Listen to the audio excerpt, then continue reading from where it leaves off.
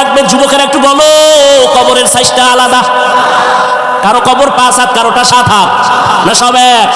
কবরের মধ্যে মাটি দিয়ে সবাই যখন বিদায় হয়ে চলে যাবেন, ওই কবরের ফেরেশতা কয়জন?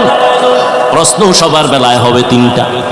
আমাকেও যেই প্রশ্ন, আপনাকেও সেই 3টা প্রশ্ন, আলাদা না, প্রশ্ন সবার বেলায় এক।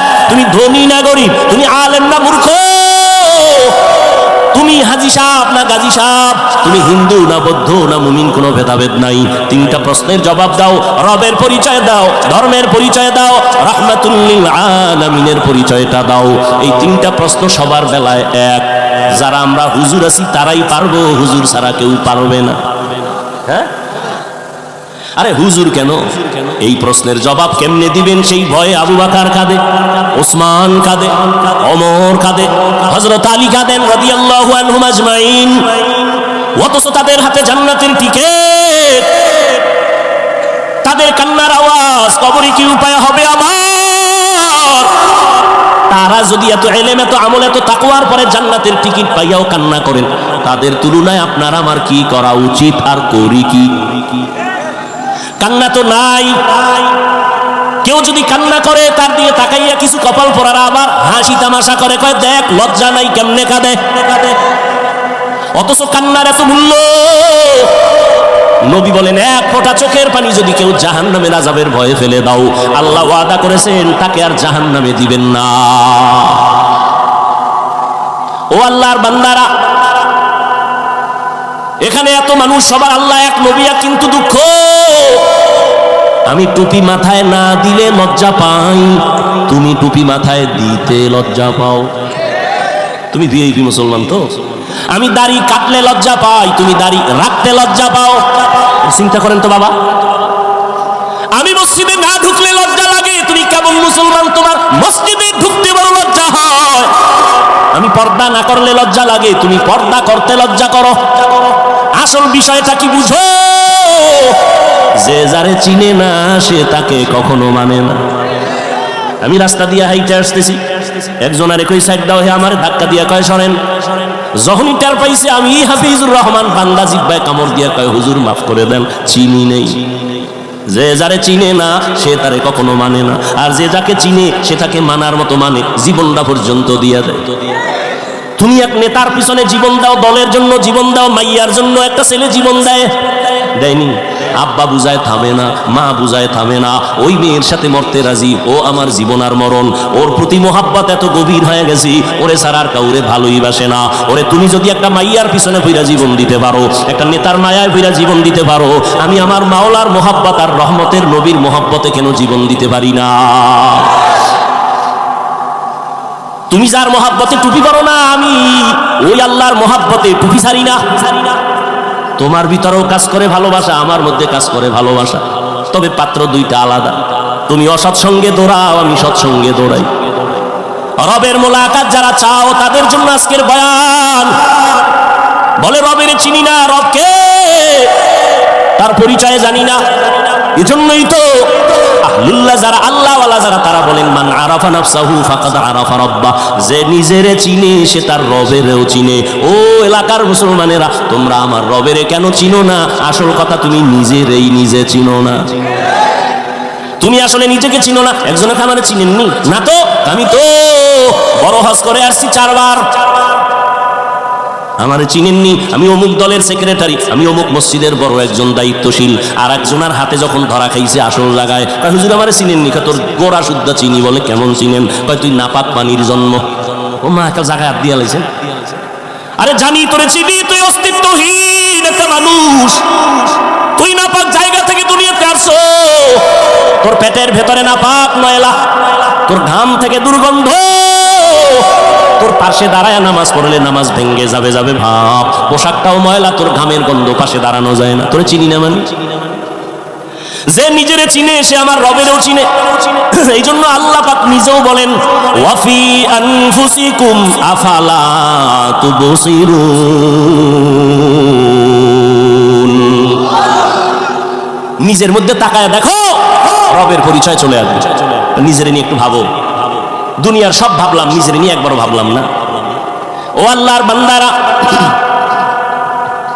আমাকে এত সুন্দর করে কে বানাইছেন? একটু চিন্তা করো। দুনিয়ার সরকার টাকা বানায়, 500 টাকার নোট আলাদা, 1000 টাকার নোট আলাদা, 100 টাকার নোট আলাদা, এগুলো বানানোর মেশিন আলাদা, ডাইস আলাদা। 500 টাকার ডাইস থেকে কোটি কোটি কপি বের হবে, সব একই ডিজাইনে বের হবে, 500 বের হবে, 1000 হবে না। 1000 টাকার ডাইস থেকে কপি বের হবে কোটি কোটি, সব 1000 বের হবে, 500 হবে না। ঠিক নি? তৈলের ফ্যাক্টরি থেকে তৈল আসবে, লবণ আসবে নি। লবণের ফ্যাক্টরি থেকে লবণ আসবে, তৈল আসবে নি। আমার আল্লাহ একটু চিনো রে বাবা, আমার মাওলারে ভালো করে চিনো।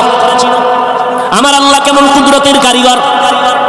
আদম আলাইহিস সালাম থেকে আজ পর্যন্ত কোটি কোটি কোটি কোটি সহস্র কোটি মানুষ আল্লাহ জমিনের মধ্যে বানাইছেন, আরো আসতেছে, আসবে। একটু নজর কইরা দেখো, একজনের চেহারার সাথে আরেকজনের চেহারার মিল নাই। একই মায়ের সন্তান 5টা 10টা, একই মায়ের সন্তান, কেউ ছেলে কেউ।